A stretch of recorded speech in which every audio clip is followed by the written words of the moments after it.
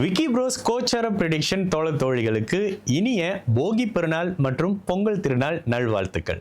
இந்த ஜனவரி 2026 கிட்டத்தட்ட 5 கிரகங்களுடைய பயிற்சி தாங்க பெருசாக வரக்கூடிய அமைப்பு.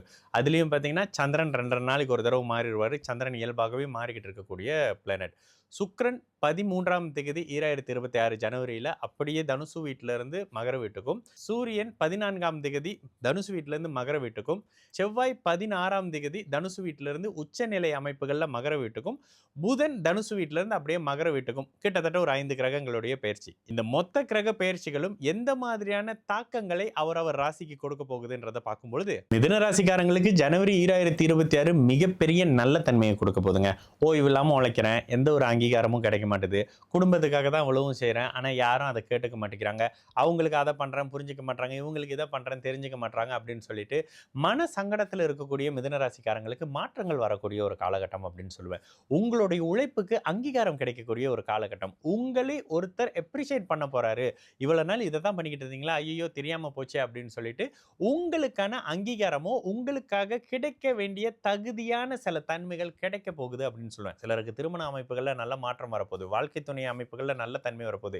என்னதான் 7ஆம் அதிபதி ஒரு மாதிரியான தன்மையில் இருந்தாலும், 7ஆம் இடத்துல செவ்வாய் இருந்தாலும், இந்த மாதத்திலேயே திருமணத்துக்கான அமைப்பு, விட்டு போன காதல் மறுபடியும் விட்டு போன காதல்னா தோல்வி அடைஞ்சு விரிஞ்சு போயிட்டாங்க, புதுசா ஒருத்தரை பார்த்து நான் திரும்ப லவ் பண்ண போறேன், கல்யாணம் பண்ண போறேன்ற மாதிரியான தன்மைகளும், குடும்பம் அமைவதற்கான நல்ல தன்மை அமைப்புகள் அத்தனையும் சிறப்பா இருக்க போதுங்க மிதுன ராசிக்காரங்களுக்கு.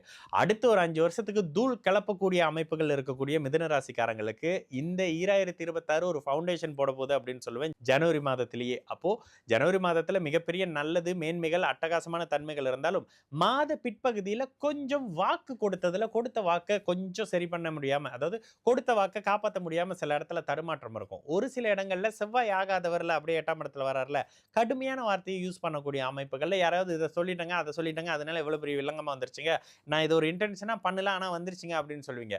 இந்த தன்மைகள் ஒரு அளவுக்கு உங்களோட கையை மீறி செயல்படக்கூடிய அமைப்பினாலும் கூட, 8ஆம் இடத்துல செவ்வாய் சுக்கிரனோடு இணைந்து இருக்கக்கூடிய தன்மைகள்ல செவ்வாயை கொஞ்சம் சாந்தப்படுத்தக்கூடிய நிலை செய்வார். ஒரு சிலருக்கு மருத்துவமனைக்கு போகக்கூடிய அமைப்புகள்ல சிறு சிறு ரத்த காயங்கள் வரக்கூடிய தன்மைகள் இருக்கத்தான் செய்யும். கோச்சார நிலையில செவ்வாய் உச்சமானா உங்களுக்கு ஆகாத 6ஆம் அதிபதி 8ஆம் இடத்துல இருக்காரு.